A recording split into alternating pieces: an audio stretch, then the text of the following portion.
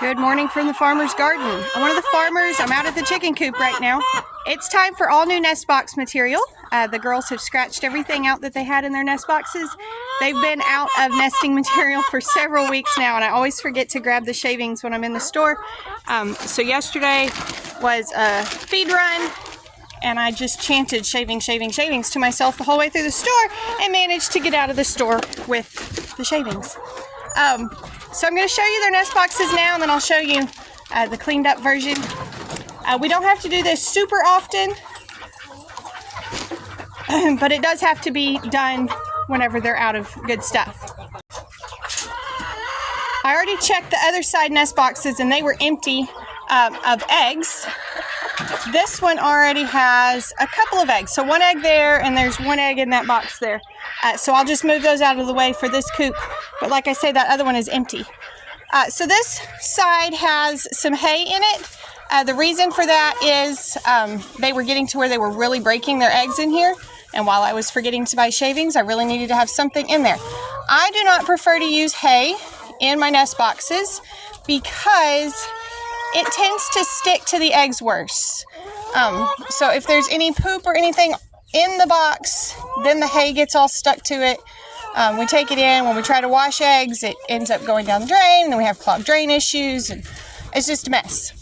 So what I'll do is I'll go through and clean out all of this that's in here, and then these will be ready for the clean shavings.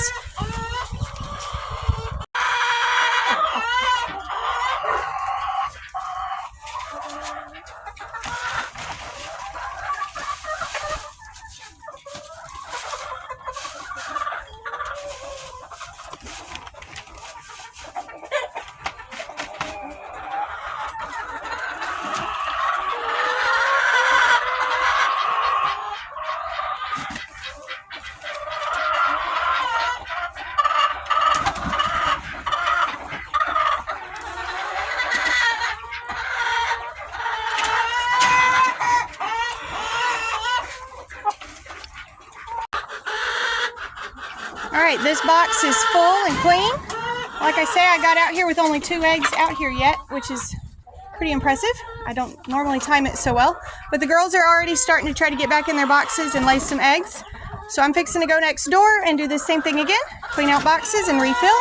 And then we'll come through and see if anybody has laid any eggs. I'm also going to give a little bit of the shavings to the chicks just to scratch through.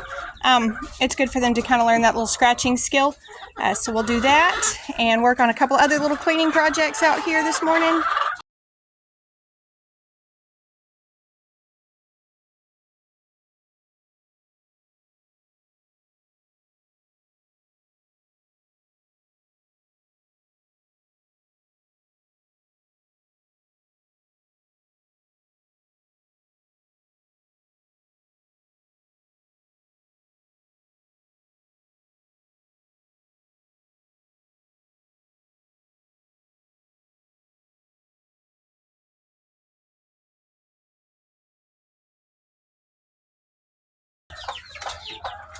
We got these girls all set up with new boxes.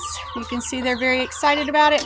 Now the first couple days, what they like to do is go ahead and waste as much of it as possible by scratching it out on the ground. So then I have to come through and refill it again. So that's always fun. Get out of there. You don't lay eggs yet. Go away. Don't sit up there. They need new roosts in here so that they have more roosting space. That's the main reason why they're roosting on the nest box. Now, every once in a while, I see stuff on the internet about not using shavings in the nest boxes. Never use shavings in the nest boxes. It's so terrible to use shavings in the nest boxes. Don't put shavings anywhere near your chickens. But I have never seen anybody cite any reasonable sources on why not to do that. It's just a lot of so-and-so said so-and-so said so-and-so said. So if somebody could show me some really good sources why not to do that, I might consider. But I have never had an issue with my chickens with using pine shavings in the boxes. Like I say, it stays cleaner longer. It protects the eggs from getting busted in the bottom of the boxes. And I've never noticed any sort of adverse health effects from the pine shavings. And we keep really meticulous records of how many eggs we collect what day. if I could find something that really convinced me, I would share that. But right now, I don't know of any reason why you can't use these shavings in the box. Now, I don't recommend using them as the floor of your chicken house. So if you have a chicken house, a lot of people with smaller coops will use bedding of some type.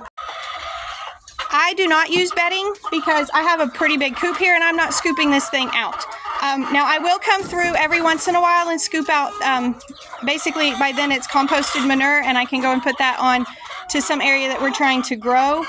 But I'm not cleaning out bedding. Don't use shavings as bedding for chickens because it absorbs any of the ammonia and anything like that from the chicken poop, and then it just holds the smell in. It also holds moisture. So if you're going to use, y'all are so loud. They're all excited and they are just loud. If you're going to use some sort of bedding, I recommend wheat straw. Straw is very different from hay. It is not the same thing. Straw is just like the kind that you drink through. It's hollow, and so it's not going to be able to just soak up smells. If you just go buy a roll of hay or a couple square bales of hay and you use that as bedding, you're going to have issues with ammonia smell in your coop. So if you're using any type of like floor bedding, litter for your pens and then scooping that out once a week or whatever, I wouldn't recommend shavings for that, and I wouldn't recommend hay for that. I would stick with wheat straw. Now wheat straw is a lot harder to find. Can you see this little fluffy butt over here? She is like throwing the shavings out. You don't even lay eggs yet. Move. Don't use anything that absorbs moisture or smells on the floor of your coop. Bad plan. But this works great in the nest boxes. Like I say, they're going to make a giant mess of it. It will be on the ground, but it won't be super thick, and they'll get it scratched into the dirt. And we don't normally have to scoop it out. If it gets really bad, I'll scoop it out. But then I'll have to come through and retop these. It usually ends up taking a whole bag within the first week or so to get them to stop scooping it all back out on the ground. But let's go through and see if we've got any eggs in these boxes yet. And then I'm going to see if I can figure out some new roost for this young chicken pen over here. While I'm thinking about it, this is the difference between a roost and a nest box. This bar right here should be used for the chickens to get into the box and back out of the box. I don't want them sleeping on this, but I don't have enough space on these roosts. There's 47, I think it's 47 chickens in here. That's obviously not enough space. So they do roost on this at night, and I'm trying to get enough roost space in here to keep them from doing that, because then they just get used to sitting there all day and they poop in the box. But if you have enough of this space, your chickens should sleep on this space and not this space. If you really can't get them broken of that and you've tried other roosts, try like blocking that off at night. Put, a big piece of plastic over it or whatever so they can't get up on that, and try to train them to sleep somewhere else other than your nest box. It's a bit unconventional perhaps, but we'll see if that new roost kind of satisfies them for a little bit. Still not ideal. Ideally these hens, there's so many of them, they would have this entire side of the coop. That's the way it's set up to work, but we needed the space for chicks all spring, and now there's chicks in there again, so we've outgrown our coop, at least for organizational purposes. We need a little more space to be able to keep everybody sorted. Alright, so you can see the hens are all finding them a nice place to lay. She's going to go ahead and lay an egg in there. Several of them checking this one out already. Don't see any new eggs yet, but they found it. They'll lay their eggs soon enough. So I'm going to go ahead and head inside and leave them alone. I think I mentioned this in one of my other videos recently. If you are into historical fiction and you read that and you're like, oh, that's what my homestead will be. Yes and no. We were reading a Little House on the Prairie book the other day, and somebody was scaring the chickens, and the mama came out and she's yelling, don't scare my chickens, they won't lay. I'm going to see some disruption in lay just from being out here this morning at the time when they're normally laying their eggs. I will probably find some odd shells, maybe some fairy eggs. Those are the little bitty ones that don't really fully develop over the next few days. Not necessarily today, but over the next few days. But this should not be enough disruption that keeps these girls from laying. Chickens are bred differently now than they were even 50 or 100 years ago. The development of desirable characteristics in chickens is pretty quick because you can get a couple generations in a year. Chickens are now bred for greater egg laying. So all of our girls are from breeds or mixes of breeds that are supposed to lay an exceptional number of eggs each year. So I don't expect this to affect them very much at all as far as how many I'm going to collect. Again, I'll get a few weird ones in there. The same thing would happen in a commercial lay house if they had to be reorganized and sorted around and moved around. The only difference is this time you'll see the eggs in your cartons unless there's something bad enough wrong with it that it would be unsafe to eat. Doesn't have a bloom on it, has little pinholes or something in it, something along those lines. We wouldn't put those in the cartons, but we put weird eggs in the cartons. Eggs come in lots of different shapes and sizes. Sometimes they're perfectly round like a ball, sometimes they're kind of flattened, sometimes the shell is a bit crinkled, lots of different things like that, and of course variations in size. As long as there is nothing wrong with the shell that would allow bacteria to come in. No bloom, so none of the shiny coating on the outside, like I say, pinholes, that sort of thing. We put ugly eggs in cartons too. You are not used to seeing that at the store because at the store they sort those eggs, they grade those eggs.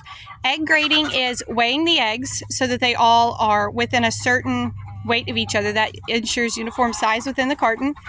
And it's also checking shell quality, so it's a candle process. A candle is shining a light through it. It's not literally like pumpkin spice candle.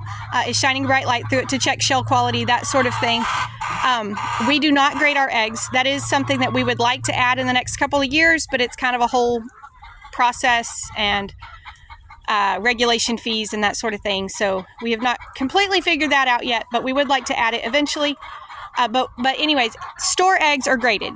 So any of the weird eggs that come from commercial egg laying producers, the weird eggs go to what's called cracked egg products. So it's going to be in, it'll be dehydrated in cake mixes. It'll be used for frozen products, things like that. Things that you will not actually see the eggshell, the ugly or different shaped eggs go there instead of going into your carton. So that's why when you open ours up, there's some variation in size and shape, and you don't see that at the store. It's not anything wrong with the eggs. It's just natural. Nothing in life is perfect all of the time, and that includes eggs. And so when you find all perfect eggs in a carton, that just means that a person has been selective that way. All right, so I'm fixing to head inside, leave these girls alone. It looks like the young ones are checking out their new roost and enjoying that, and the older ones are out scratching now. So everybody is settling in. We should have lots of eggs this evening. Thank y'all for stopping by the farm today. I hope you learned something. Y'all be sure and like and subscribe to our YouTube channel so that we can grow here, and come back when you can stay longer.